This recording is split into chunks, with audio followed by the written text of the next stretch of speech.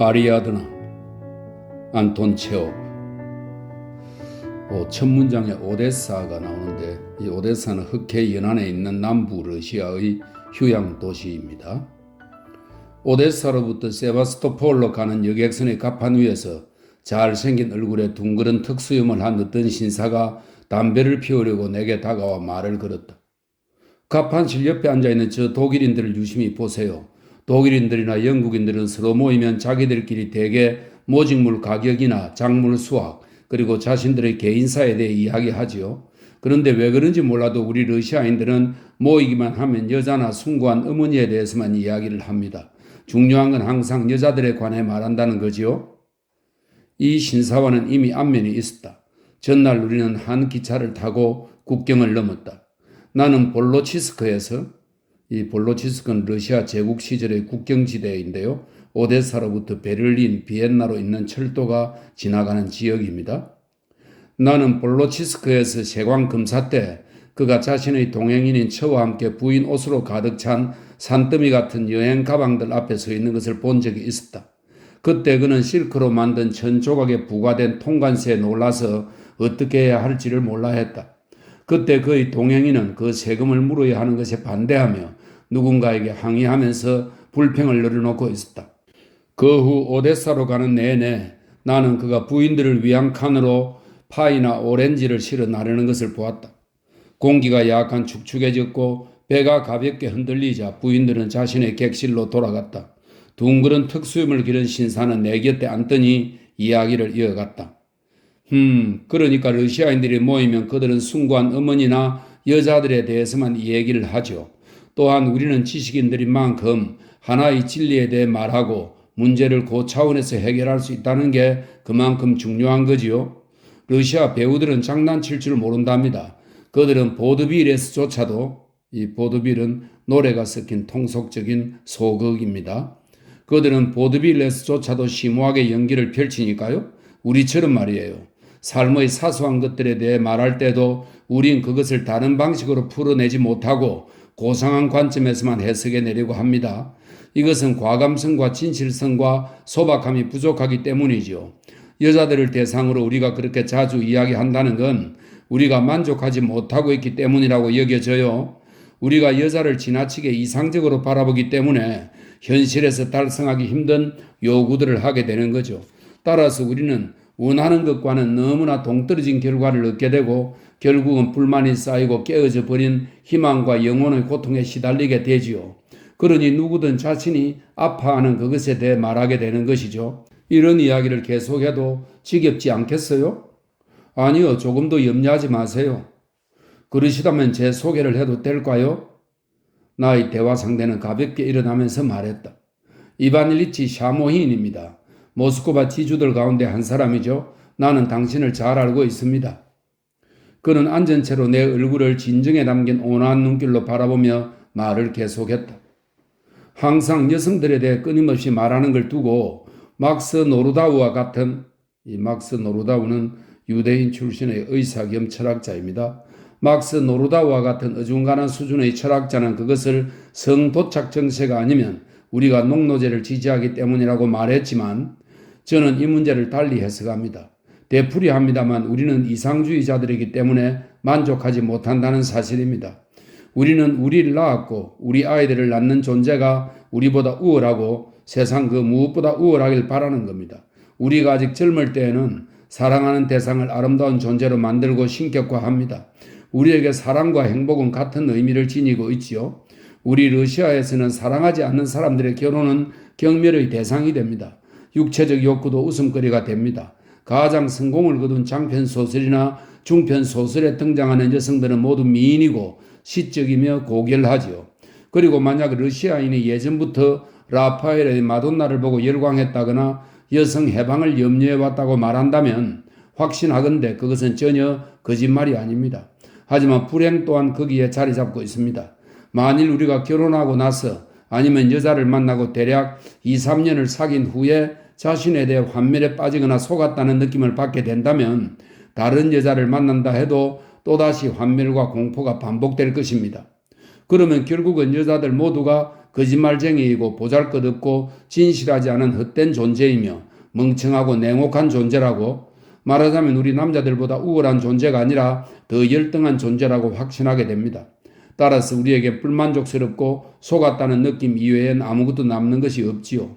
그래서 우리는 여자에 대해 이야기를 하지만 실제로는 우리가 그렇게 잔인하게 배신당한 것에 대해 다만 두들거리고 있는 것일 뿐입니다. 샤모인이 말하는 동안 러시아어와 러시아의 상황이 그에게 큰 만족감을 주고 있다고 느껴졌다. 이것은 아마도 그가 오랫동안 외국에서 조국을 몹시도 그리워한 데서 오는 것이라는 생각이 들었다. 그리고 그는 러시아인들을 칭찬하면서 드물게 보게 되는 그들의 이상주의를 덧붙이면서도 외국인들을 나쁘게 평하지는 않았다. 이 점이 그에게 호의를 가질 만한 이유이다. 그는 심기가 불편해 보였고 여자에 대해서보다는 그 자신에 대해서 더 많이 이야기하고 싶어 한다는 생각이 들었다. 그래서 내겐 그의 고백과도 같은 어떤 장황한 개인사를 듣는 게 피할 수 없는 일이 되어버렸다. 그리고 실제로 우리가 포도주 한 병을 주문하고 한 잔씩 마셨을 때 그는 이렇게 말을 시작했다. 벨트만은 19세기 러시아의 소설가입니다. 시인 푸시킨의 친구라고 설명하고 있습니다. 벨트만의 어느 중편 소설에서 누군가가 이렇게 말했던 것이 생각납니다. 이게 바로 역사야. 그러자 다른 사람이 응답했죠. 아니야, 그건 역사가 아니라 단지 역사의 서곡에 불과해. 그러니까 지금까지 내가 이야기한 것도 단지 서곡에 불과합니다. 전 당신에게 나의 마지막 연애 사건을 이야기하고 싶군요. 죄송하지만 한 번 더 물어볼 수밖에 없군요. 내 이야기를 듣는 게 지겹지 않으세요? 내가 지겹지 않다고 대답하자 그는 말을 계속했다. 사건은 모스크바 현 북쪽의 한 촌락에서 발생했습니다. 우선 그곳의 자연에 대해 당신에게 꼭 이야기를 해야겠어요. 경이로웠습니다. 우리 집은 급류가 흐르는 곳이라고 부르는 물살이 빠른 작은 강의 상류에 자리 잡고 있었습니다. 그곳에서는 강물이 밤낮으로 큰 소리를 내며 흐르지요. 오래된 대정원, 한적한 화단, 양봉장, 채소밭, 강 아래로 커다란 이슬방울을 머금은 울창한 회백색 버드나무 숲, 그쪽으로 보이는 초원, 초원 뒤의 작은 언덕 너머로 무섭고 침침한 침엽수림을 상상해 보세요. 이 침엽수림에는 보일 듯 말 듯 보이는 송이버섯들이 자라고 있고 사슴들이 자주 출몰하기도 합니다. 제가 죽어서 관에 못질을 할 때가 되면 아마 이런 것들이 꿈에 나타나겠지요. 햇살이 눈부신 이른 아침, 아니면 더없이 아름다운 봄날 저녁, 정원과 그 뒤편에서는 종달새와 뜸부기가 우러대고 시골 마을로부터 아코디언 연주 소리가 들려오고 집 안에서는 피아노 치는 소리가 들리고 강물은 소리내어 흘러갑니다. 한마디로 울고 싶어져서 큰 소리로 노래 부르고 싶은 그런 음악이 떠오릅니다. 우리가 소유하고 있는 경작지는 크지 않지만 해마다 2,000루블가량의 수입을 벌어주는 살림이 딸린 초목지랍니다. 나는 외아들입니다. 부친과 나는 금수한 편이라서 벌어들인 수입에다 부친의 연금을 보태면 생활은 매우 풍요로웠습니다. 대학을 졸업하고 나서 첫 3년 동안 나는 시골에 살면서 살림을 도맡아 했는데 그 당시 나는 누군가 나를 어디론가 데려가 주기를 눈이 빠지게 기다리고 있었습니다. 중요한 이유라면 나는 너무나도 아름답고 매력적인 여자를 깊이 사랑하게 되었기 때문입니다. 그녀는 이웃에 살고 있는 몰락한 귀족이자 지주인 카를로비치의 여동생이었어요. 카를로비치의 집에는 파인 애플 나무와 훌륭한 복숭아 나무, 퓨레침, 마당 한가운데 분수까지도 설치되어 있었지만 그 당시엔 돈이라고는 땡전 한 입도 없었지요. 카를로비치는 아무 일도 하지 않고 아무것도 할 줄 몰랐으며 마치 푹 삶은 무처럼 지독히도 병약한 사람이었습니다. 동종요법으로 농부들을 치료하며 강신술을 시행했어요. 한편으로 그는 온화하고 섬세한 성격의 총명한 사람이었죠. 그는 영혼과 대화를 나누고 자력을 이용하여 할머니들을 치료해 주기도 했답니다. 하지만 나는 그 사람에게 친근감을 느끼지 못하겠더군요. 왜냐하면 첫째로 자유롭지 못한 지성을 지닌 사람들은 늘 개념의 혼란이 잦은 법이니까요. 그렇기 때문에 그런 사람들과 대화를 나누기란 무척 어렵습니다. 그리고 둘째로 그들은 일반적으로 아무도 사랑하지 않으며 여자들과도 살지 않아요. 이런 비밀스러움은 민감한 사람에게 불쾌감을 줍니다. 그리고 그의 외모도 제 마음에 들지 않았습니다. 그는 뚱뚱하고 창백한 사람이었어요. 그는 악수할 때 손을 잡는 것이 아니라 비벼대곤 했습니다. 그리고 항상 미안하다는 말을 입에 달고 살았죠. 무언가를 부탁할 때도 미안합니다라고 하고 줄 때도 역시 미안합니다라고 말했어요. 하지만 그 여동생에 대해 말한다면 그녀의 얼굴은 그와는 전혀 달랐습니다. 먼저 당신께 말해야겠군요. 저의 어린 시절과 청년 시절에는 부친이 지방도시 NC에서 교수로 재직하셨고 우리는 지방에서 오랫동안 살았기 때문에 이 카를로비치와 나는 얼굴도 모르는 사이였죠. 내가 그들과 만났을 때 이 처녀는 이미 22살이었는데 오래전에 단과대학을 우수한 성적으로 졸업하고 그녀를 세상과 사교계로 이끈 부유한 숙모와 함께 모스크바에서 2, 3년을 살고 있었습니다. 그녀와 인사를 나누고 처음 이야기를 나누게 되었을 때 무엇보다 나를 놀라게 한 것은 그녀의 귀엽고도 예쁜 아리아드나라는 이름이었습니다. 그 이름은 그녀에게 아주 잘 어울렸어요. 그녀는 갈색 머리에 매우 날씬한 데다 야위어 보이기까지 했죠. 거기다가 유연하고 균형 잡힌 몸매에 더할 수 없이 우아해 보였습니다. 고결한 얼굴에다 품이 있는 단아함을 갖추고 있었지요. 그녀는 눈도 반짝거렸어요. 그녀 오빠의 냉정하면서도 조청처럼 끈적끈적한 눈길에 비하면 그녀의 시선에선 아름답고 고결한 젊음이 빛을 발했죠. 이런 그녀에게 나는 처음 만나는 그날부터 넋을 빼앗기고 말았습니다. 달리 어쩔 도리가 없더군요. 그녀의 첫인상이 너무도 강렬해서 나는 그 이후로 환상에서 벗어날 수 없었습니다. 그리고 아직도 난 자연이 이 처녀를 창조할 때 어떤 위대하고도 놀라운 의도를 감추고 있었을 거라고 생각하고 있습니다. 아리아드나의 목소리, 걸음새, 모자, 그리고 심지어 강변 모래밭에 남겨진 그녀의 작은 발자국, 그녀가 꼬치고기를 낚았던 장소, 이런 것들이 제겐 기쁨뿐만 아니라 삶에 대한 매우 강렬한 열망을 갖게 했습니다. 나는 그녀의 아름다운 얼굴과 몸매를 기반으로 그녀의 정신세계를 판단하게 되어버렸습니다. 그래서 나는 아리아드나의 말 한마디 한마디, 미소 하나하나에 매료되어 그녀에겐 고귀한 영혼이 깃들어 있을 거라 지레 짐작하고 거기에 사로잡혀 버렸습니다. 그녀는 부드럽게 이야기하기를 즐기고 명랑하게 대화를 나눌 때 친밀감을 주며 시적으로 신을 믿고 시적으로 죽음을 판단하곤 했지요. 그녀의 순결한 영혼은 그녀의 단점들조차도 특별하고 사랑스러운 특성으로 바꾸어버리는 힘이 있었죠. 예를 들면 만일 그녀에게 새로운 말이 필요한데 돈이 없다고 가정해 봐요. 이런 어려움이 그녀에게 무슨 문제가 되겠어요? 이런 경우에 그녀는 무엇이든 팔아버리거나 아니면 저당을 잡힙니다. 만일 그녀의 집사가 아무것도 팔 것이 없고 저당 잡힐 것이 없다고 하나님을 두고 맹세할라 치면 겨체의 양철 지붕을 벗겨내어 공장에 내다 팔거나 한창 경기가 좋을 때 일꾼들의 말을 시장에 내다 아주 헐값으로 팔아버릴 수도 있답니다. 그녀의 이러한 방종에 가까운 욕구들은 종종 집안을 온통 절망에 빠뜨리곤 했습니다. 하지만 그녀는 이런 행위들을 매우 우아한 말투로 포장해서 표현했습니다. 결국 그녀가 저지른 행위는 모두 용서받았고 모든 것이 허용되었지요. 마치 여신이나 황후처럼 말이죠. 그녀에 대한 나의 사랑은 무척 감동적이어서 곧 모든 사람들, 나의 부친도 이웃들도 농부들도 이 사실을 알게 되었지요. 그리고 사람들이 모두 나를 동정했습니다. 어쩌다 우연히 내가 일꾼들에게 보드카를 대접하면 그들은 내게 감사의 인사를 하며 이렇게 말하곤 했습니다. 제발 하나님께서 은총을 내리셔서 카를로비치 댁 아가씨와 결혼하시길. 그리고 아리아드나 스스로도 내가 자기를 사랑하고 있다는 걸 알고 있었죠. 그녀는 자주 말을 타거나 이륜마차를 타고 와서 하루 종일 나와 내 부친과 함께 시간을 보내곤 했어요. 부친과 그녀는 사이가 매우 가까워졌는데 부친은 그녀에게 자전거를 타는 방법까지 가르쳐 주게 되었죠. 이제는 이런 일이 부친의 가장 좋아하는 소일거리가 되었답니다. 어느 날 저녁 그들은 자전거를 타러 나갈 준비를 하더군요. 나는 그녀가 자전거에 앉을 수 있도록 그녀를 도와주었습니다. 그때 나는 그녀를 정말 좋아했습니다.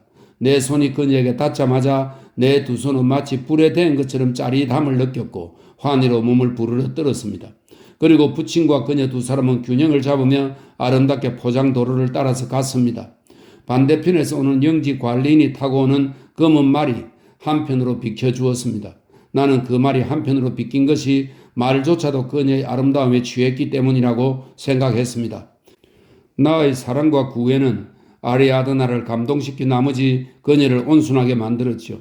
그녀 또한 내게 매혹되어 나와 같이 사랑으로 화답하길 간절히 원했습니다. 한편의 시처럼 이 얼마나 아름다운가요?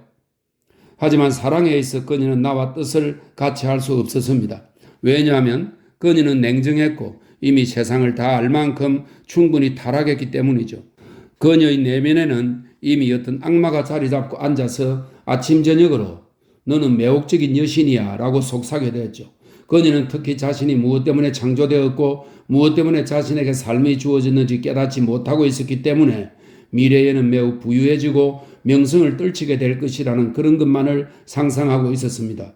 무도회, 경마, 귀족을 모시는 하인의 제복, 호화로운 응접실, 자신의 살롱, 백작들과 대공들과 공사들의 무리, 유명한 화가들과 배우들 일행, 그들 모두가 그녀에게 고개 숙여 인사하고 그녀의 아름다움과 옷차림에 감탄하고 그녀는 이런 것을 꿈꾸고 있었습니다.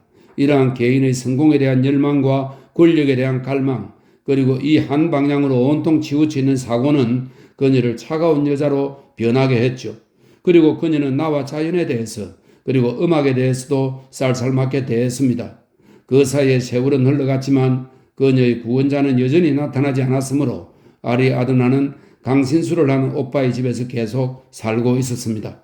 상황이 더욱 나빠지자 그녀는 이젠 자기 옷이나 모자를 구입할 돈조차 떨어지고 없었지요. 그래서 그녀는 자신의 가난한 형편을 벗어나려고 교활한 술수를 부려야 하는 처지로 전락하고 말았습니다. 언젠가 그녀가 모스크바에서 숙모와 함께 살고 있을 때 부자이지만 아주 볼품없는 인간인 마크투예프 공작이 그녀에게 청혼했습니다. 그녀는 물론 단호하게 거절했죠.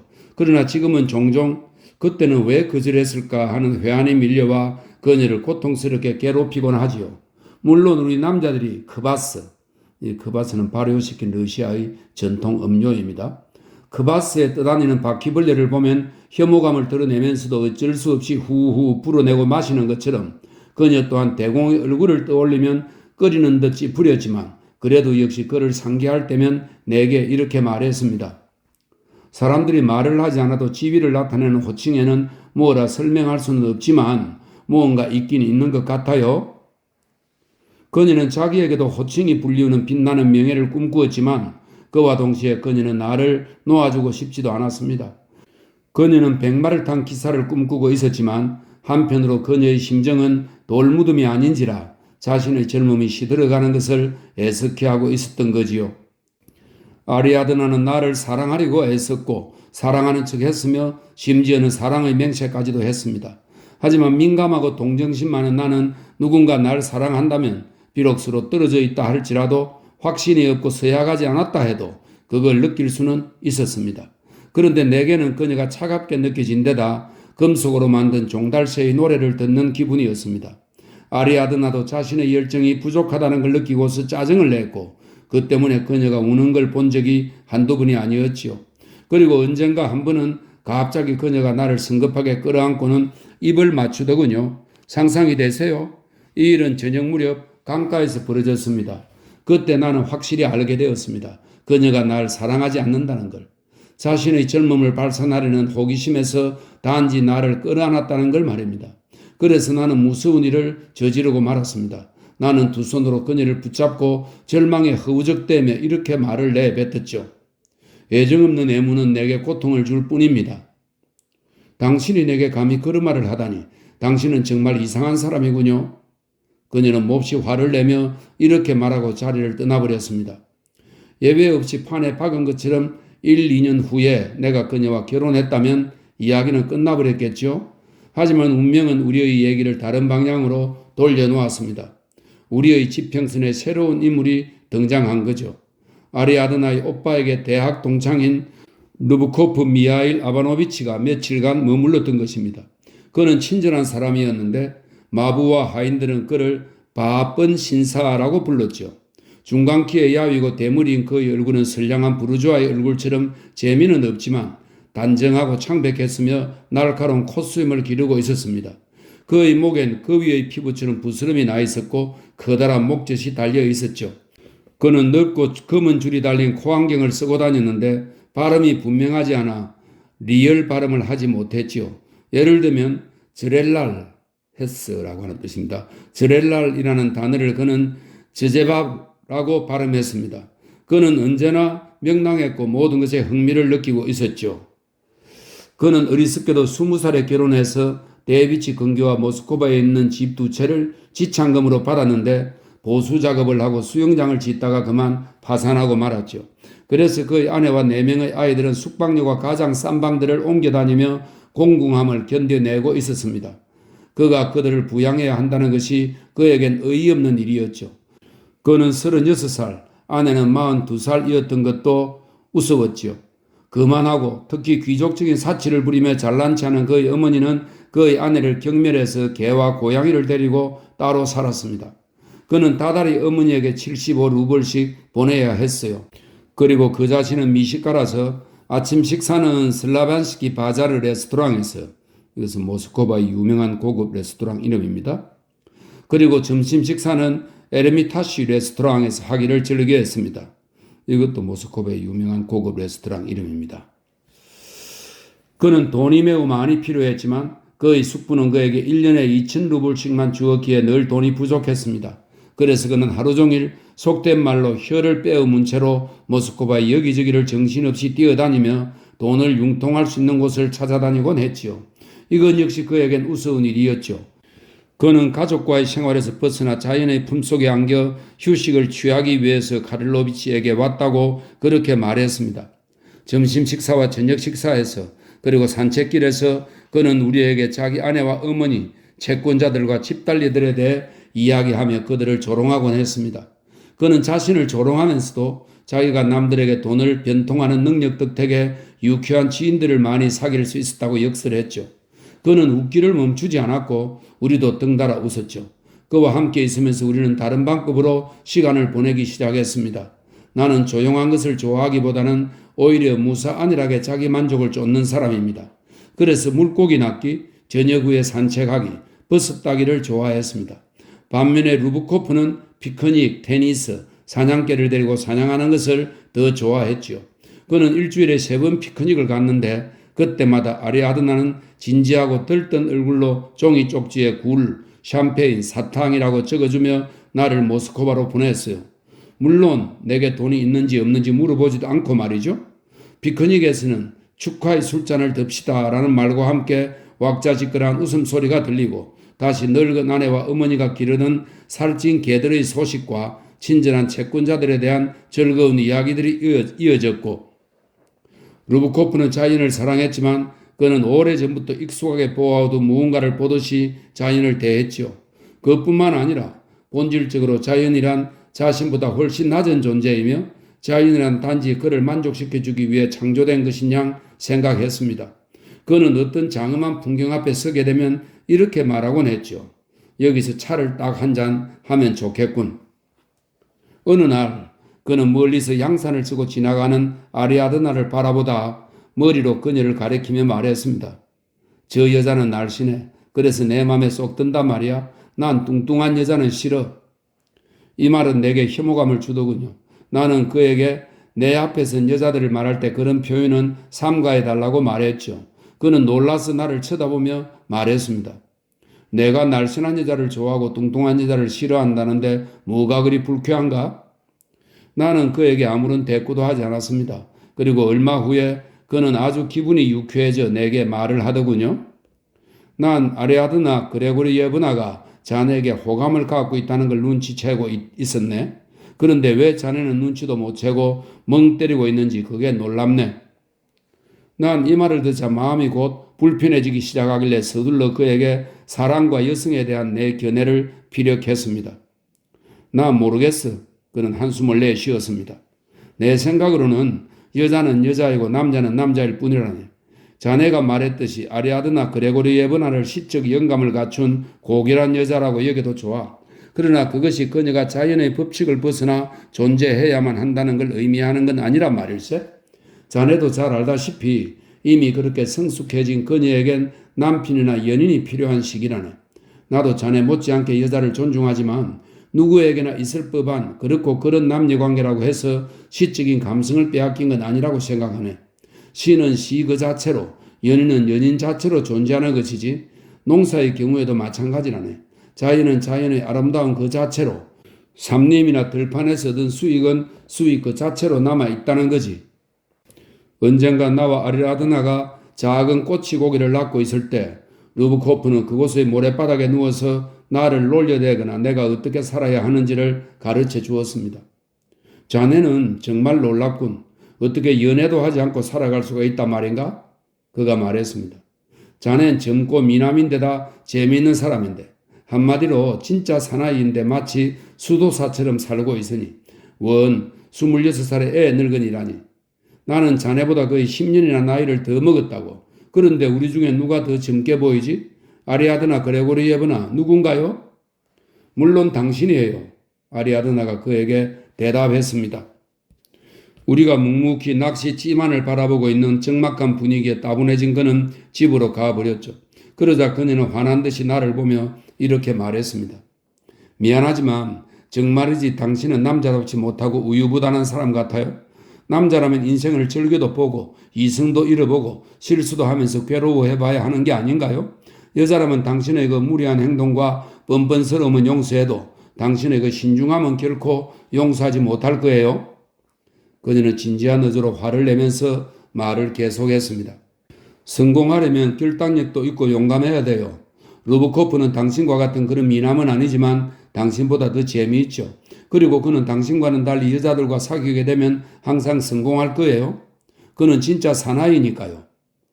심지어 그녀의 목소리에는 어떤 울분마저 담겨 있었습니다. 그러던 어느 날 저녁 식탁에서 그녀는 나에게 얼굴도 돌리지 않은 채 말하기 시작했죠. 만일 자신이 남자였다면 시골에서 썩지 않고 여행을 떠났을 거라고. 겨울엔 어디든지 외국에서 예를 들면 이탈리아 같은 곳에서 살았을 거라고. 아, 이탈리아. 거기 그 대목에서 재붙이는 고인은 아니지만 불에다 기름을 끼얹었지요. 그는 그곳이 얼마나 좋은 곳이며 자연은 얼마나 아름다우며 어떤 박물관이 있는지 등 이탈리아에 대해 오랫동안 이야기를 했지요. 아리아드나는 갑자기 이탈리아에 가보고 싶은 충동으로 몸이 달아올랐습니다. 그녀는 주먹으로 탁자를 내리치며 두 눈을 반짝거리기 시작했어요. 떠나요. 그리고 나서 이탈리아에서 얼마나 재미있는 일들이 벌어질 것인지 그 벌어질 일에 대한 이야기가 시작되었죠. 아하, 이탈리아. 아하, 그래요. 오, 예. 매일 감탄사를 연발하며 아리아드나가 어깨너머로 헐깃거리면서 나를 쳐다볼 때면 난 그녀의 차갑고 완고한 얼굴 표정을 보면서 그녀가 상상 속에서 이탈리아와 그곳에 있는 자신의 살롱, 유명한 외국인들과 관광객들, 그 모든 것을 이미 정복해 버렸다는 느낌이 들었죠. 이제 그녀를 붙잡아 두기란 불가능하다는 걸 깨달아 버린 겁니다. 나는 그녀에게 여행을 1, 2년 정도 연기하고 얼마 동안 기다리는 것이 어떠냐고 달래했지만 그녀는 혐오감을 드러내면서 이마살을 찌푸리며 말하더군요. 당신은 늙은 농부처럼 신중한 사람이잖아요. 루브코프도 여행을 떠나겠다고 나섰죠. 그는 이 여행이 매우 저렴한 비용으로 해결될 것이라고 선언했습니다.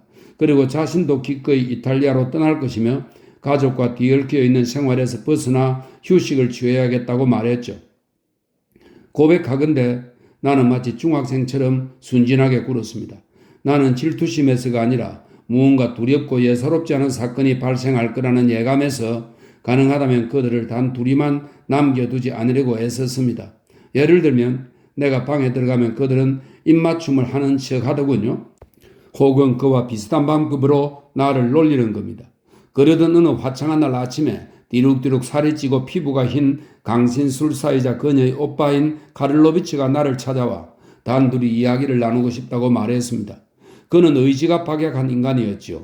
그는 교양 있고 점잖은 사람이었음에도 불구하고 만일 그의 앞에 놓인 책상 위에 편지가 있다면 남의 편지를 열어봐서는 안 된다는 걸 잘 알면서도 그만 참지 못하고 읽어버리는 사람이었습니다. 그가 고백하더군요. 우연히 루브코프가 아리아드나에게 보낸 편지를 읽었다고 말이죠. 그 편지로 봐서 난 그 애가 머지않아 곧 외국으로 떠날 거라고 생각해요. 여보게 친구, 난 몹시 두렵다네. 제발 내게 설명 좀 해주게. 난 아무것도 이해할 수가 없으니. 그가 이 이야기를 하는 도중에 거칠게 한숨을 내쉬었는데 바로 내 얼굴 정면에 대고 내쉬는 바람에 삶은 소고기 냄새가 확 풍겨왔습니다. 어쨌거나 난 자네에게 이 편지의 비밀을 자세하게 알려주겠네. 그는 말을 계속했습니다. 자네는 아리아드나의 친구이고 그 애는 자네를 존경하고 있다네. 어쩌면 자네가 무엇든 더 잘 알고 있을지도 모르겠네. 그런데 그 애는 누구와 함께 떠나고 싶어 하는지 아는가? 루브코프도 그 애와 함께 떠날 준비를 한다던데 말하기가 무엇하지만 이번 일은 루브코프 입장에서 본다고 해도 역시 이상한 일이 아닌가. 그는 결혼한 유부남인데다가 자식들이 있는데도 사랑을 고백하고 아리아드나에게 자기라는 호칭을 사용하며 편지질을 하다니 나 원참 정상적인 사람은 아니잖아.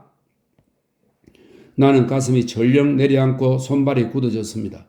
가슴 위에 큰 바위 덩어리를 얹어놓은 것처럼 극심한 통증을 느꼈습니다. 카를로비치는 기진맥진해서 안락 의자에 주저앉은 채 손을 축 내려뜨리고 있더군요. 그렇다면 제가 어떻게 해야만 할까요? 내가 물었죠. 잘못된 생각에 난 것을 알게 설득을 해야지. 생각해보게. 그 애에게 루브코프가 가당키는 한 일인가? 루브코프가 그 애의 짝이 될 수 있겠어? 아, 이건 끔찍한 일이야. 아주 끔찍해. 그는 자신의 머리를 움켜쥔 채 말을 계속했습니다. 그 애에겐 훌륭한 짝이 될 마쿠트예프 공작이나 다른 배우자들이 있어요. 공작은 그 애를 끔찍이 사랑한다네. 그리고 얼마 전 지난주 수요일에는 이미 고인이 된 조부 일라리온이 나타나서 아주 분명하게 확정적으로 아리아드나가 공작의 배필이 될 거라고 예언하셨지. 분명하게 말이지. 조부 일라리온은 이미 돌아가셨지만 놀랄 만큼 똑똑했던 분이시라네. 날마다 우린 그의 영혼을 불러내곤 하지. 이런 대화를 나눈 이후로 나는 밤새도록 한숨도 자지 못했고 권총으로 머리에 총알을 박아넣고 싶더군요. 아침에 나는 5통의 편지를 쓰고 나서 그걸 모두 갈기갈기 찢어버렸고 소리내어 흐느끼 울며 눈물까지 흘렸습니다. 그리고 아버지 몰래 돈을 훔쳐서는 떠난다는 인사도 없이 카프카즈로 떠나버렸습니다. 물론 여자는 그냥 여자일 뿐이고 남자는 그냥 남자일 뿐이지요. 하지만 우리 시대에 과연 모든 것이 태초부터 그렇게 간단하게 만들어진 것일까요? 문명인으로 복잡한 심리 구조를 갖고 태어난 내가 한 여자를 향한 강렬한 감정을 다른 방법 없이 오직 육체적인 방식으로만 표현해야 하는 걸까요? 그건 정말 끔찍한 일입니다. 나는 인간의 본능에 대항해 싸우는 수호신이 마치 적과 싸우듯이 육체적 사랑에 맞서 투쟁하고 있다고 생각했습니다. 만일 그 수호신이 육체적 사랑을 압도하지 못해서 그의 모든 것이 우정이나 사랑이라는 환상의 올가미에 묶여버린다면 적어도 내게는 이것이 동물기관과 관련된 개와 개구리가 지닌 것과 같은 단순한 본능은 아니라는 겁니다. 내게는 이것도 진정한 사랑이라고 매번 나누는 포옹 역시 영혼을 울리는 순수하고 진실한 감정의 분출이며 여성에 대한 존경심을 보이는 행위라고 생각하고 싶습니다. 사실 우린 수세기 동안 수많은 세대에 걸쳐서 동물적 본능을 혐오하도록 교육을 받아왔습니다. 그래서 그런 교육은 내 피 속에 녹아들어 흐르면서 내 존재의 일부분이 되어버렸죠. 만일 내가 지금 사랑을 시화한다면 그것은 지금 시대에 내 귓뼈가 움직이지 않고 온몸이 털로 덮여있지 않다는 것만큼 자연스럽고 당연한 일이 아니겠습니까? 현 시대의 사랑의 도덕적이고 시적인 요소들이 사라지고 있는 현상이 멸시받고 있기 때문에 대부분의 문화적인 인간들은 이렇게 생각할 것이라고 간주하게 되는 것이죠. 이것은 수많은 광기들이 나타나게 될 징후라고 말하지요. 사실 사랑을 시화시킨다는 것은 우리가 사랑하는 연인에 대해 그들이 가지고 있지 않은 장점을 만들어내는 것입니다.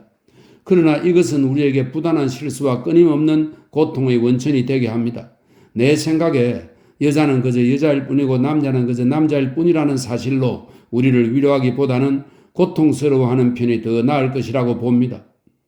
나는 티플리스에서 보낸 이 티플리스는 조지아의 수도로 지금은 트빌리시라고 부른다 이런 설명이 있습니다. 나는 티플리스에서 보낸 부친의 편지를 받았습니다. 부친은 편지에서 아리아드나 그레고리 예브나가 겨울 내내 해외에서 지낼 계획으로 어느 날 외국으로 떠났다고 알려주더군요.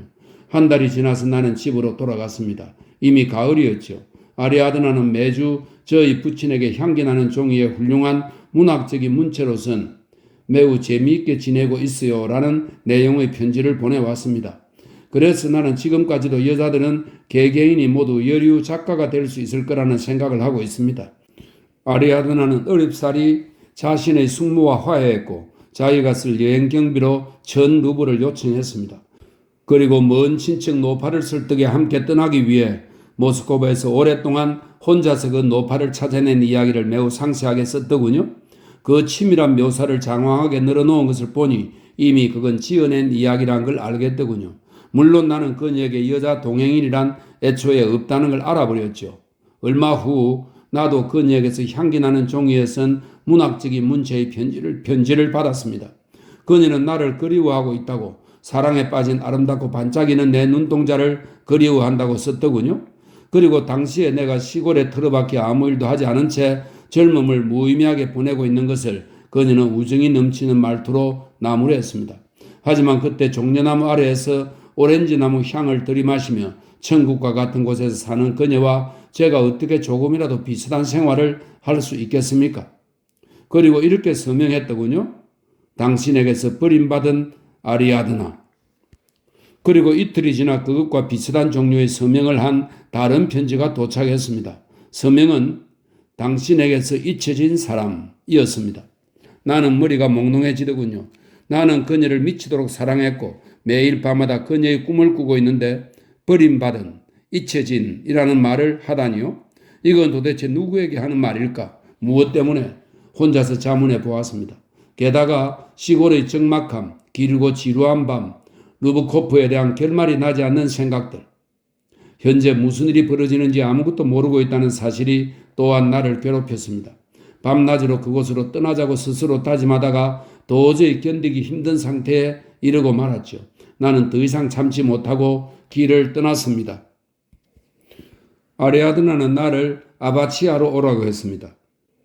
이 아바치아는 아드리아해 북동쪽에 위치한 피우메로부터 서쪽으로 10마일 떨어진 작은 도시라고 설명하고 있네요.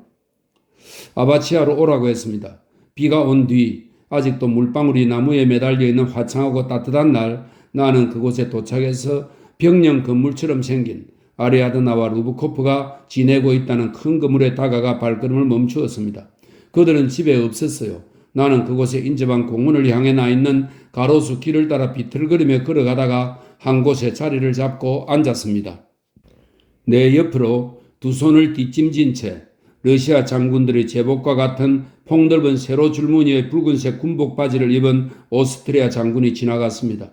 그리고 어린애를 태운 유모차가 축축한 모래 위를 삐걱거리는 소리를 내며 지나가기도 했죠.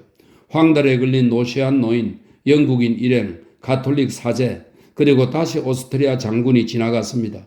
이제 막 피우메 항구에서 돌아온, 이 피우메 항구는 이탈리아와 유고슬라비아 사이의 아드리아 해로부터 북동쪽에 위치한 항구입니다.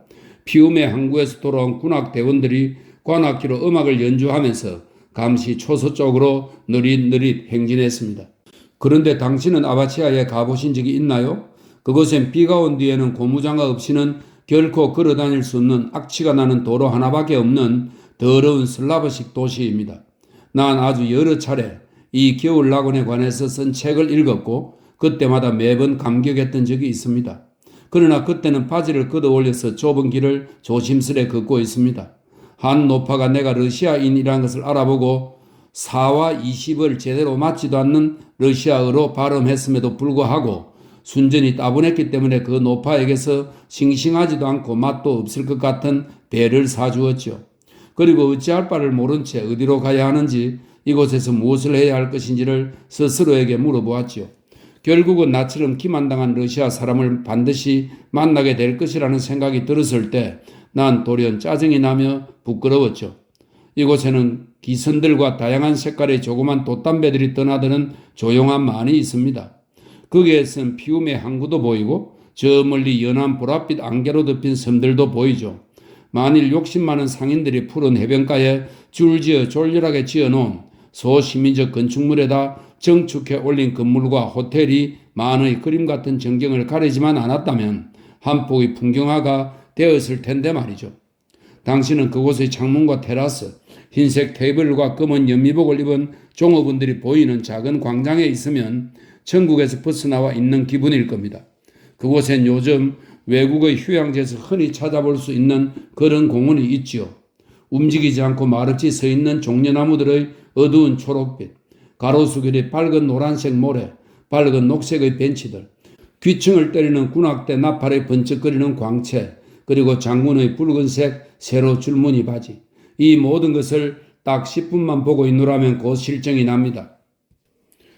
그러나 만약 당신이 어떤 이유에서든 이곳에서 10일 아니 10주를 살아야만 한다면 저는 마지못해 이 휴양지를 배회하면서 여기는 취향도 바라는 것도 없이 형편없고 빈약한 상상력만을 지닌 배부른 부자들이 살기에는 불편하고 지루한 곳이라는 확신을 점점 더 갖게 되었습니다.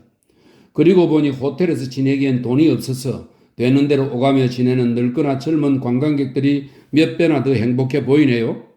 그들은 푸른 풀 위에 누워 높은 산과 인접한 바다의 경치에 도취되기도 하고 걷기도 하고 숲과 시골 생활에 친숙해 보기도 하고 이 지방의 풍습을 맛보며 노래를 듣고 이곳의 여자들과 사랑에 빠져보고 공원에 앉아있는 동안 날이 어두워지기 시작했습니다. 황혼역해야 나의 아리아드나가 공주처럼 우아한 차림새로 나타났습니다. 루브코프가 그녀의 뒤에서 걸어오더군요. 그는 오스트리아의 비엔나에서 구입한 자기 몸에 헐렁하게 보이는 새 옷으로 온통 차려입고 있었습니다. 여기서 뭐 하는 겁니까? 루브코프가 말했죠. 내가 당신 옷을 벗겨가기라도 했나요? 나를 보자. 그녀는 기쁨에 차서 탄성을 질렀죠. 만약 그녀를 공원이 아닌 다른 장소에서 만났더라면 아마도 그녀는 내게 달려와 목에 안겼을 겁니다. 그녀는 내 손을 꼭 잡은 채 웃었지요. 나 역시 웃어 보였는데 흥분한 나머지 거의 울상을 짓고 있었습니다. 질문이 쏟아지기 시작했어요. 시골에서는 살기가 어떤지, 부친의 근황은, 그녀의 오빠를 만나보았는지 등. 그녀는 나에게 눈을 똑바로 쳐다보게 하더니 꼬치 고기와 우리의 사소한 말다툼 그리고 피크닉을 기억하는지 물었습니다. 정말로 그 모든 게 다 좋았어요. 그녀가 한숨을 내쉬었습니다. 하지만 여기서도 우린 지루하게 생활하지는 않아요. 친교를 맺고 지내는 분들도 많지요. 내 사랑하는 착한 분. 내일 제가 당신에게 러시아 가족을 소개해 드릴게요. 그런데 제발 부탁이니 다른 모자로 바꿔 쓰세요. 그녀는 날 보고는 눈살을 찌푸렸습니다. 아바치아 항구는 시골이 아니랍니다. 그녀는 말하더군요. 여기서는 고상한 사람으로 처신해야만 해요. 그리고 나서 우리는 레스토랑으로 갔습니다. 아리아드나는 계속 웃고 장난치며 나를 소중하고 착하며 영리한 분이라고 불러서 그녀와 함께 있다는 실감을 내 눈으로 보고도 믿기 어려울 정도였지요. 그렇게 우리는 11시까지 앉아 있었고 아주 만족스러운 기분으로 저녁 식사를 한 후 서로 인사하고 헤어졌습니다. 그리고 다음 날 아리아드나는 러시아 가족을 내게 소개해 주었습니다. 유명한 교수님의 아드님이시고 우리 영지의 이웃에 사는 분이죠. 그녀는 이 가족과 영지와 추수에 대해서만 이야기를 했는데 그때마다 나를 정인으로 내세우곤 했죠. 그녀는 자신이 매우 부유한 지주인 것처럼 행세했고 실제로 그녀는 이 역할을 성공적으로 해냈습니다. 그녀의 출생 신분이 말해주듯 그녀는 진짜 귀족처럼 훌륭하게 처신하더군요. 그런데 숙모님은 어떻게 지내세요? 갑자기 그녀는 미소를 띤 얼굴로 나를 쳐다보며 말했습니다. 저는 숙모님과 말다툼을 조금 벌였지요. 그런데 그녀는 메란으로 떠나버렸어요. 이 메란은 오스트리아 티롤 지방의 남쪽에 위치한 알프스의 휴양지입니다. 메란으로 떠나버렸어요. 어떻게 해요? 잠시 후 나는 그녀와 공원을 산책하며 물었습니다. 아까 어느 숙모님에 대해서 말한 것입니까? 숙모님이 또 있었던가요? 그건 위험을 모면하기 위한 거짓말이었어요. 아리아드나는 미소를 지었습니다. 제가 동행인도 없이 여기에 와 있다는 걸 알아서는 안 되거든요. 잠시 침묵이 흐른 뒤에 그녀는 내 손을 꼭 쥐고 말했습니다. 제 소중한 친구 루브코프와 친하게 지내세요. 그는 참으로 불행한 사람이랍니다. 그의 아내와 모친은 한마디로 끔찍한 사람들이에요. 그녀는 루브코프에게 존칭어인 당신이란 말을 사용했고 그와 헤어져 잠자리에 들 때 내게 하듯이 내일 봐요 라고 인사를 건네더군요. 다행인지 몰라도 그들은 서로 다른 층에 묵고 있었어요. 그것은 내가 우려했던 모든 걱정들이 헛된 것이며 그들 사이엔 어떠한 연애 사건도 일어나지 않았을 거라는 희망을 주었죠. 덕분에 나는 루브코프를 마음 편하게 만날 수 있었습니다. 그래서 하루는 그가 300루블을 빌려달라고 했을 때에도 기꺼이 그에게 돈을 빌려주었습니다. 날마다 우리들은 산책하고 또 산책을 했습니다. 공원을 어슬렁거리고 먹고 마시고 매일 러시아인 가족과 대화를 나누었지요. 나는 공원으로 들어서면 꼭 마주치는 황달에 걸린 노인과 가톨릭 사제와 항상 카드를 가지고 다니며 어디에 서든 앉아 신경질적으로 어깨를 떨며 카드 점을 보는 오스트리아 출신 장군에게 조금씩 익숙해졌습니다. 그리고 음악은 언제나 같은 곡이 연주되고 있었죠. 시골집에서는 평일에 동료들과 소풍이나 낚시를 가려고 할 때면 농부들 보기가 부끄러웠는데 여기서는 열심히 일하는 하인들이나 마부들, 마주치는 일꾼들을 볼 때면 부끄러웠습니다. 어쩌면 그들은 나를 바라보며 항상 이렇게 생각할 거라 짐작했죠. 당신은 왜 아무런 일도 하지 않는 거야? 나는 매일 아침부터 저녁까지 이런 부끄러움을 느껴야 했습니다. 이상스럽고 불쾌하며 단조로운 시간들은 오직 루브코프가 내게서 한 번은 100굴덴, 이 100굴덴은 네덜란드의 화폐 단위입니다. 1굴덴은 은화로 약 80코페이카에 해당된다고 하네요. 루브코프가 내게서 한 번은 100굴덴, 또 한 번은 50굴덴을 구워갔을 때에만 변화된 다른 시간을 느낄 수 있었습니다. 그는 마약 중독자가 마약을 투여하고 생기를 되찾듯이 돈을 빌려서 갑자기 생기를 되찾게 되자 아내와 자기 자신과 채권자들을 소리내어 비웃기 시작했습니다. 그렇게 우기가 지나갔고 날씨는 서늘해졌습니다. 우리는 이탈리아로 떠났고 나는 아버지에게 로마로 제발 800루블을 붙여달라는 전보를 쳤습니다. 우리는 베네치아, 볼로냐, 피렌체에서 머물렀고 각 도시에서 우리들은 반드시 각자 개인에게 조명이 설치되고 한여와 난방기구와 아침 식사를 위한 빵과 공동식당이 아닌 곳에서 점심을 할 수 있는 권리가 부여된 그런 고급 호텔에서 묵었습니다. 우리는 엄청나게 많이 먹어댔죠. 아침에는 우유를 곁들인 커피와 흰 빵과 버터가 나왔죠. 그리고 1시에 먹는 아침 식사에는 고기, 생선, 이름을 알 수 없는 오믈렛, 치즈, 과일, 포도주가 나왔습니다. 그리고 6시 하는 점심 식사에는 8가지의 음식이 나왔는데 중간에 몇 번이나 긴 휴식 시간을 가지면서 몇 시간에 걸쳐 맥주와 포도주를 마셨습니다.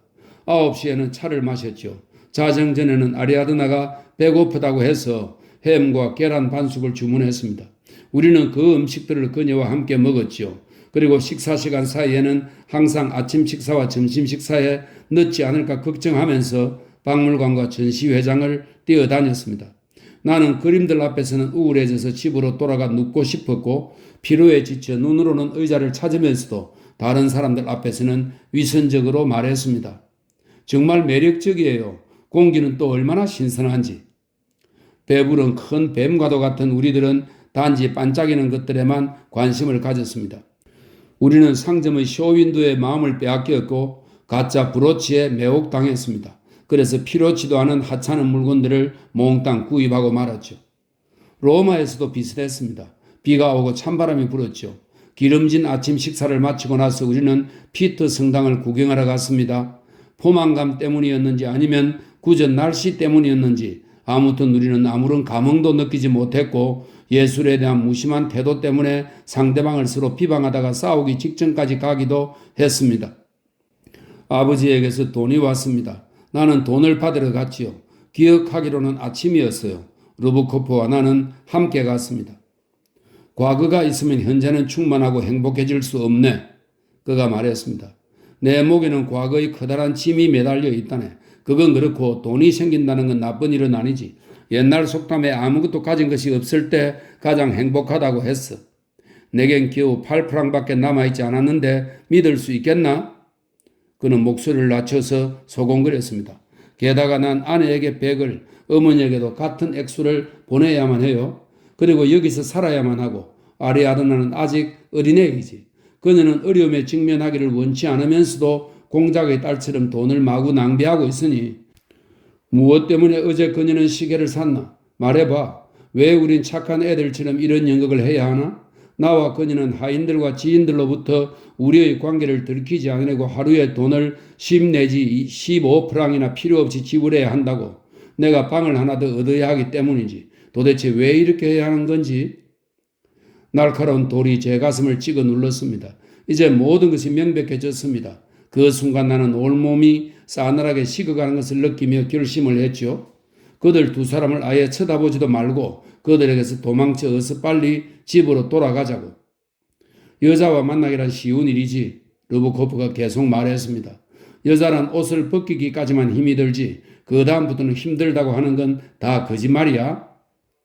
내가 받은 돈을 세고 있을 때 그가 말했습니다. 만약 자네가 내게 1000프랑을 빌려주지 않는다면 난 파멸하고 말 거야. 자네의 이 돈이 내게는 유일한 생명줄이라네. 내가 돈을 건네자 그는 즉시 생기를 되찾았고 아내에게 비밀로 간직하기로 한 자신의 주소를 알려준 숙부를 정신 나간 사람이라고 놀려대기 시작했습니다. 호텔에 도착하자 나는 짐을 챙기고는 모든 요금을 지불했습니다. 이제 아리아드나와 작별하는 일만 남았지요. 난 그녀가 머물고 있는 방의 문을 두드렸습니다. 들어오세요. 그녀의 방은 아침의 난잡함을 보여주는 정수라고나 할까요? 식탁 위에는 닭이와 먹다 남긴 흰 빵 조각, 계란 껍데기들이 널려 있었고 숨막힐 듯 독한 향수 냄새가 풍겼습니다. 침대는 정돈되어 있지 않은 상태였고 침대 위에서 두 사람이 잤다는 걸 분명히 알 수 있었습니다. 아리아드나는 조금 전에야 침대에서 일어나서 아직도 머리를 빗지 않은 채 플란넬 블라우스를 입은 상태였지요. 나는 작별 인사를 했고 그녀가 머리카락을 정돈하려고 애쓰는 동안 잠시 조용히 앉아 있었습니다. 그리고 온몸을 떨면서 물었죠. 무슨 이유로? 왜 당신은 내게 편지를 써서 여기 외국까지 찾아오도록 날 부른 겁니까? 그녀는 이미 내가 무엇을 생각했는지 짐작하고 있는 것처럼 보였는데 내 손을 잡고는 이렇게 말하더군요. 저는 당신이 그곳에 계셔 주길 바랬어요. 당신은 순수한 분이잖아요. 난 흥분해서 몸이 떨리는 게 부끄러워지기 시작했습니다. 갑자기 소리내어 울어버렸지요. 난 더 이상 말 한마디도 하지 않은 채 밖으로 나와버렸고 1시간 뒤엔 이미 기차 안에 앉아 있었습니다. 왠지 기차를 타고 가는 동안 내내 임신한 아리아드나를 상상하게 되었으며 그런 그녀가 혐오스럽게 느껴졌습니다. 그리고 기차 안에 있는 여자들과 기차역에서 보았던 모든 여자들이 왠지 임신한 여자들처럼 생각되었고 또한 혐오스러웠으며 가련했습니다. 나는 마치 탐욕스럽고 광적인 욕심쟁이가 자신이 갖고 있던 5루블짜리가 모두 위조지폐라는 사실을 알게 되었을 때와 같은 상황에 처해 있었던 것이죠.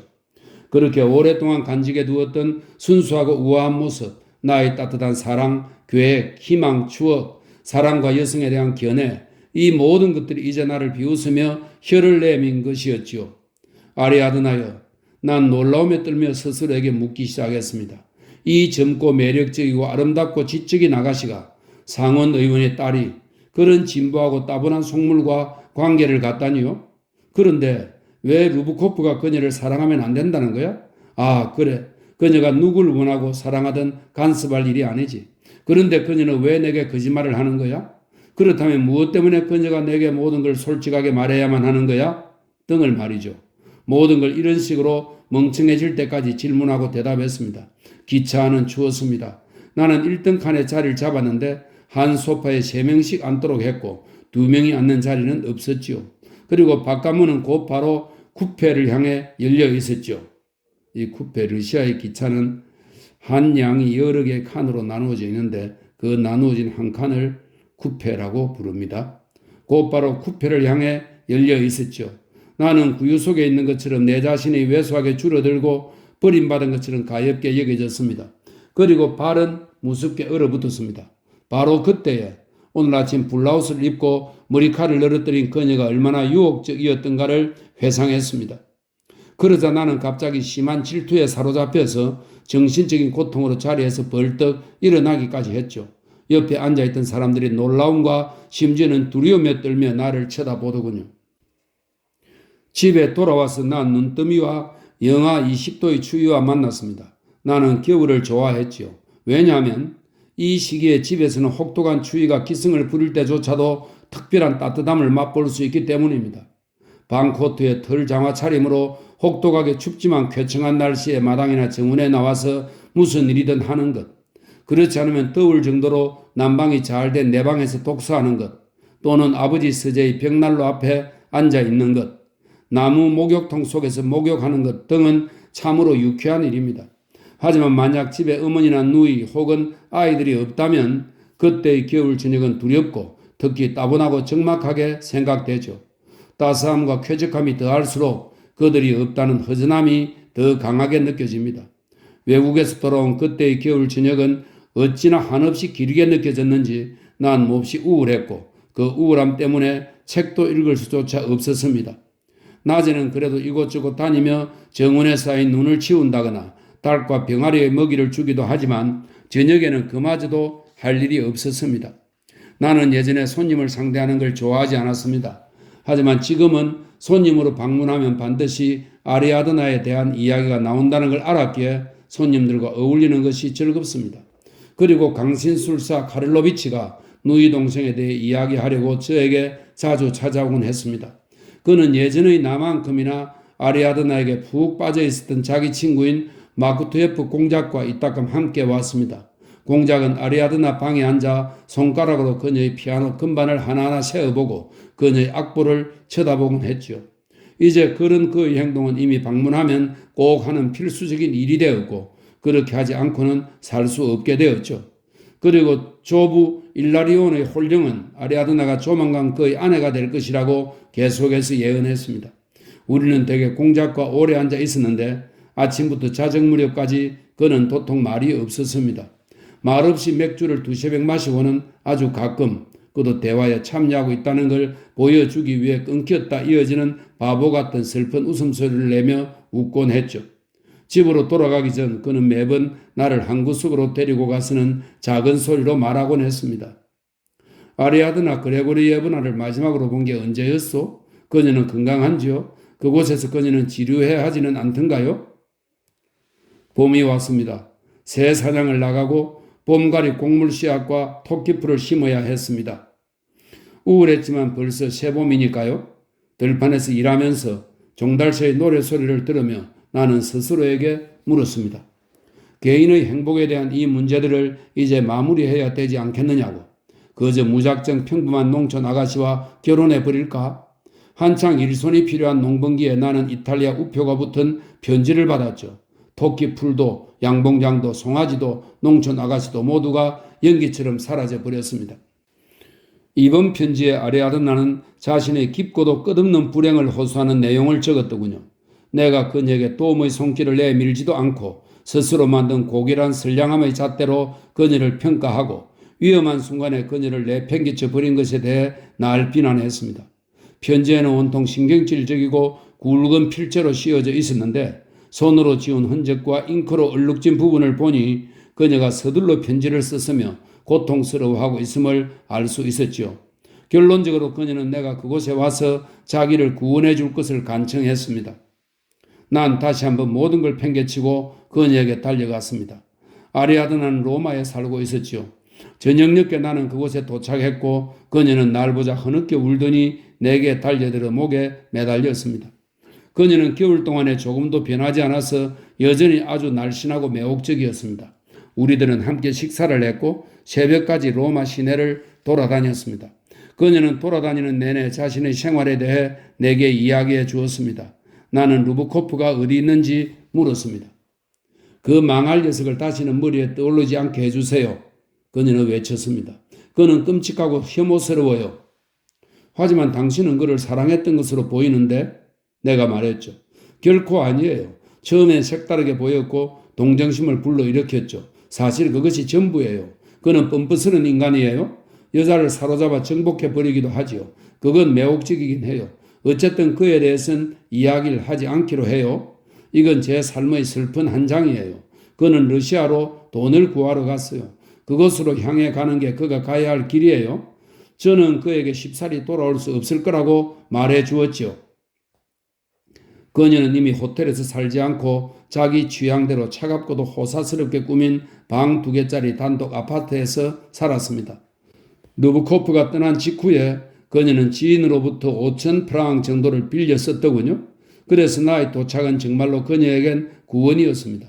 난 그녀를 시골로 데려갈 생각을 했지만 그 일이 잘 되지는 않았습니다. 그녀는 조국을 그리워하긴 했지만 과거의 가난과 궁핍, 옷바집의 녹이 쓴 지붕에 대한 회상이 그녀에게 혐오감과 경련을 불러일으키곤 했지요. 그래서 내가 그녀에게 집으로 돌아가자고 권했을 때 그녀는 불안한 표정으로 제 손을 잡고 말했습니다. 싫어요, 싫어요. 제가 거기에 가면 우울해져서 죽게 될 거예요. 그 후 내 사랑은 마지막 단계에서도 최후의 4분의 1 지점으로 진입했습니다. 예전처럼 조금만이라도 저를 사랑해 주세요. 아리아드는 나에게 고개를 숙이며 말했습니다. 당신은 우울하고 신중한 분이시라 충동에 몸을 맡기는 걸 두려워하겠죠? 그리고 내내 결과를 생각하니까요. 하지만 그건 지루한 일이에요. 부탁이에요. 애원해요. 유연해지시길 바래요. 나의 고결하고 나의 성스럽고 나의 사랑스러운 분, 저는 당신을 무척 사랑합니다. 나는 그녀의 연인이 되었습니다. 그리고 적어도 한 달 동안은 오직 환희만 느끼며 꼭 미친 사람처럼 지냈습니다. 젊고 아름다운 육체를 꼭 부여안고 향락에 빠져서 말이죠. 그리고 매번 꿈에서 깨어나 그녀의 체온을 느끼고 나와 함께 그녀가 아리아드나가 곁에 있음을 떠올렸죠. 이런 것에 익숙해진다는 건 쉽지 않죠. 하지만 나는 어쨌든 익숙해졌고 조금씩 새로운 상황들을 이성적으로 생각하게 되었습니다. 가장 먼저 아리아드나가 예전과 다를 바 없이 나를 사랑하지 않는다는 걸 깨달았습니다. 그녀는 나를 진지하게 사랑하고 싶어 하기는 했죠. 그러나 그것보다 그녀는 혼자 되는 것이 두려웠던 겁니다. 또 중요한 점은 내가 젊고 건강하고 단단한 체격의 소유자라는 것이고 그녀는 대부분 냉정한 사람들이 모두 그렇듯 감각이 발달한 사람이라는 것이죠. 그래서 우리 두 사람은 서로에게 상호작용하는 정열적인 사랑으로 맺어진 척했죠. 하지만 그 다음에 나는 무언가 다른 걸 깨닫게 되었습니다. 우리들은 로마와 나폴리와 피렌체에서 살았습니다.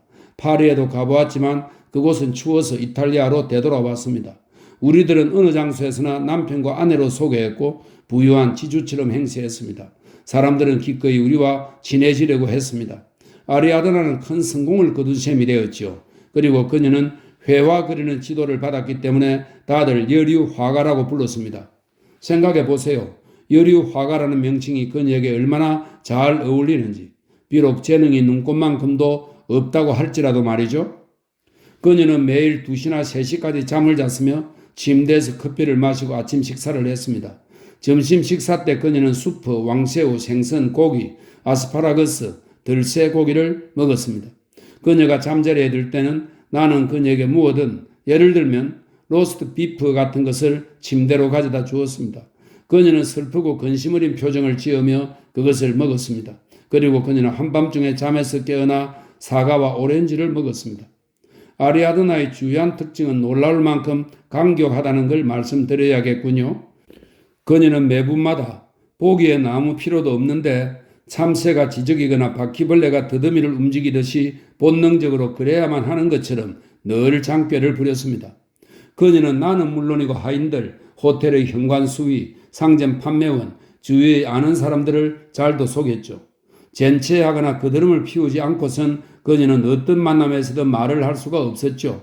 그녀가 남자들만 있는 방으로 들어와야 할 때면 그 방에 있는 남자가 누구든지 급사인지 남작인지에 따라 그녀는 시선이나 표정, 목소리에 변화를 주었고 심지어는 몸의 실루엣까지도 바꾸었습니다. 당신이 만약 그때 한 번만이라도 그녀를 보았다면 아마도 이탈리아 전역을 통틀어도 우리보다 더 유명하고 더 부유한 사람들은 없었을 거라고 말했을 겁니다. 그녀는 단 한 명의 화가나 음악가도 놓치지 않았죠. 왜냐하면 그 사람들 각자의 뛰어난 재능에 관해 평가하여 시시콜콜한 말을 늘어놓아야 하기 때문이죠. 당신은 정말 재능이 있어요? 그녀는 부드럽게 노래하는 목소리로 말했죠. 당신과 함께 있으면 두렵기조차 해요. 당신이 사람을 꿰뚫어 보는 것만 같아서요. 이 모든 것들은 사람들 마음에 들기 위해서, 성공을 거두기 위해서 필수적인 것이었죠. 그녀는 단 한 가지 생각만을 하며 매일 아침 잠자리에서 눈을 뜹니다. 다른 사람의 마음에 들도록 행동한다. 이것이 그녀 인생의 목표이자 의미가 되었죠. 내가 만일 어느 거리의 어느 집에 사는 누군가가 그녀가 마음에 안 들어 라고 말했다면 그 말 때문에 그녀는 몹시도 고통스러워했습니다. 매일 그녀는 누가 되었든지 간에 그 사람의 마음을 사로잡고 매혹시키고 넋을 빼놓아야만 만족했으니까요. 그녀의 영향 아래에 있었고 그녀의 매력에 푹 빠져 있었던 나는 스스로를 쓸모없는 사람이라고 생각했죠. 이것이 그녀에겐 마치 운동 시합에서 승리자가 느끼는 그러한 쾌감처럼 큰 만족을 안겨다 주었습니다. 내가 스스로를 비하하는 것에도 성이 차지하는 그녀는 이젠 밤마다 옷을 모두 벗고 호랑이처럼 몸을 쭉 펴고 누워서는 항상 덥다고 말했죠. 그 다음엔 루브코프가 보낸 편지들을 읽었습니다. 루브코프는 그녀에게 러시아로 돌아와 줄 것을 간청했고 만약 돈을 구할 수 있다면, 그리고 그녀가 그에게로 돌아오기만 한다면 누구에게서 도둑질을 하거나 기꺼이 살인을 할 수도 있다고 맹세했습니다. 그녀는 그를 증오했지만 그의 정열적이고 노예처럼 순종적인 맹세를 약속하는 편지들은 그녀를 흥분시키는가 봐요. 그녀는 자신의 매력에 대해 좀 특별한 견해를 갖고 있었습니다. 수많은 군중들이 모인 집회에서든 어디에서든 사람들이 그녀가 얼마나 아름답고 얼마나 피부빛이 고운지 보게 된다면 그녀는 자신이 이탈리아 전체는 물론이고 전 세계조차도 정복할 수 있을 거라고 생각하고 있었습니다. 이 아름다움과 피부빛에 대한 것은 그녀가 화났을 때 나를 자극하기 위한 징표로 사용되어 온갖 저속한 표현을 사용해가며 발언했고, 그때마다 나는 굴욕감을 느껴야 했습니다. 한 번은 어떤 부인의 별장에서 이런 일까지 있었지요. 그녀는 화가 나서 내게 말했습니다. 만일 당신이 이 고리타분한 훈계를 당장 그만두지 않는다면 지금 당장 옷을 홀라당 벗고 알몸으로 이 꽃들 위에 누워버리겠어요. 나는 그녀가 잠을 자거나 먹거나 하는 걸 보면서 또는 자신의 시선에 순진한 표정을 보여주려고 애쓰는 것을 보면서 생각했습니다. 무엇 때문에 하나님은 그녀에게 이토록 특별한 아름다움과 우아함과 지성을 주셨을까? 단지 침대에서 뒹굴며 먹고 끝없이 거짓말을 하고 또 거짓말을 계속하도록 하기 위해서 그랬을까? 진정 그녀는 똑똑한 여자일까? 그녀는 세계의 촛불과 13이라는 숫자를 두려워했고 미신적인 저주와 악몽에 대해 심한 공포를 느끼고 있었습니다.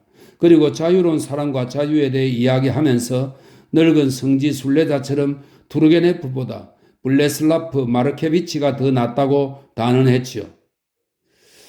이 블레슬라프 마르케비치는 1860년대와 1870년대에 많은 인기를 끌었던 러시아 소설가로 지금은 거의 잊혀진 작가라고 그렇게 설명하고 있습니다. 그러나 그녀는 악마처럼 장깨가 많고 재치가 있어서 세상 사람들 앞에서 자신을 교양 있는 진보적인 사람으로 보이게 할 수가 있었죠. 그녀는 유쾌할 때조차도 아무렇지도 않게 하인을 모욕하거나 곤충을 죽이곤 했죠.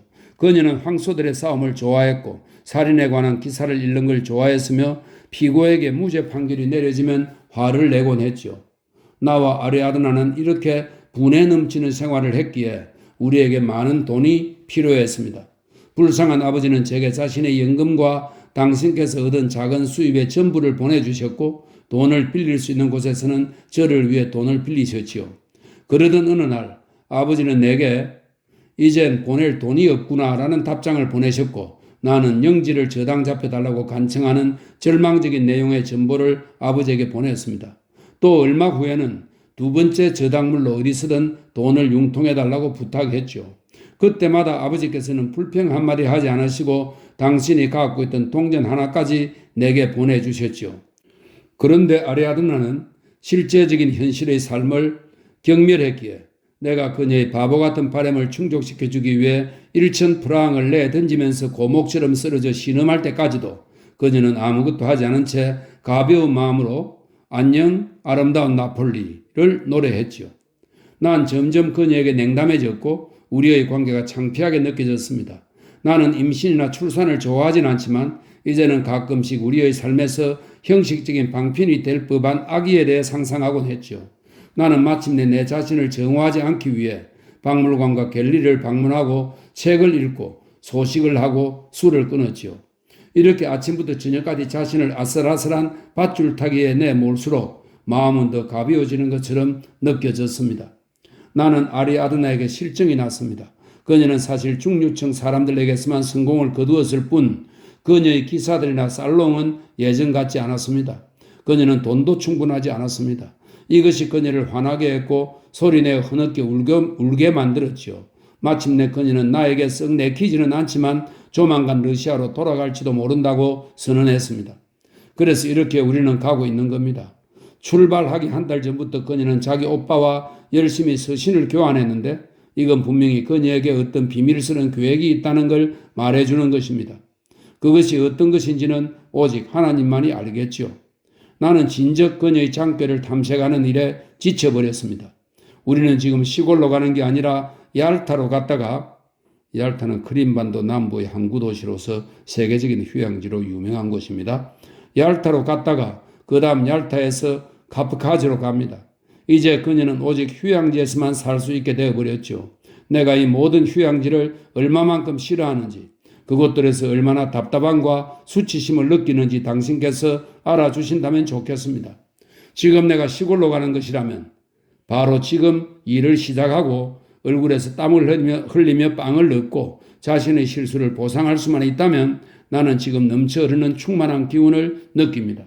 이 팽팽한 힘으로 나는 5년 안에 나의 영지를 되찾을 수 있을 거라고 생각합니다. 하지만 지금은 보시다시피 복잡한 상황입니다. 여기는 외국이 아니고 조국 러시아인이 법적 결혼에 대해서도 고려를 해야겠죠. 물론 그녀에게 사로잡혔던 때도 이제는 지나갔고 이전의 사랑은 털끝만치도 남아있지 않지만요. 하지만 사랑이 없다고 하더라도 나에게는 그녀와 결혼해야 할 의무가 있으니까요. 자신의 이야기로 들던 샤모힌과 난 아래층으로 내려가 여성에 대한 이야기를 계속했다. 이미 늦은 시간이었다.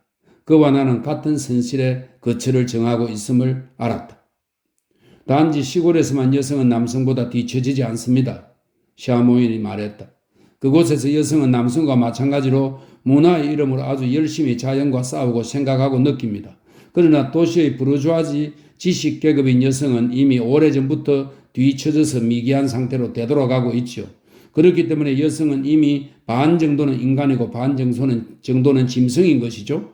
그 덕택에 여성은 인간의 이성으로 획득한 그 많은 것들을 이미 잃어버렸죠. 여성은 조금씩 사라지고 지금은 그 자리에 원시적인 암컷이 앉아 있답니다. 이 지식계급 여성의 후진성은 문화에 심각한 위험을 초래하죠. 퇴행적인 행동을 하는 여성은 남성을 매혹시키려고 애쓰고 남성의 진보적인 행동을 막아버립니다. 이건 의심할 나위 없는 것이죠. 무엇 때문에 일반화해 버리십니까? 왜 아리아드나 한 사람의 경우를 가지고 모든 여성을 판단하시려는 거죠? 인간의 공정성에 대한 열망이라고 내가 이해하고 있는 여성의 교육과 성적 평등에 대한 열망은 여성이 퇴행적인 행동을 한다는 것이 맞지 않다는 것을 보여주는 것이라고 생각이 듭니다만 내가 물어보았다. 그러나 샤모이는 내 이야기를 듣자마자 불신을 드러내는 미소를 지었다.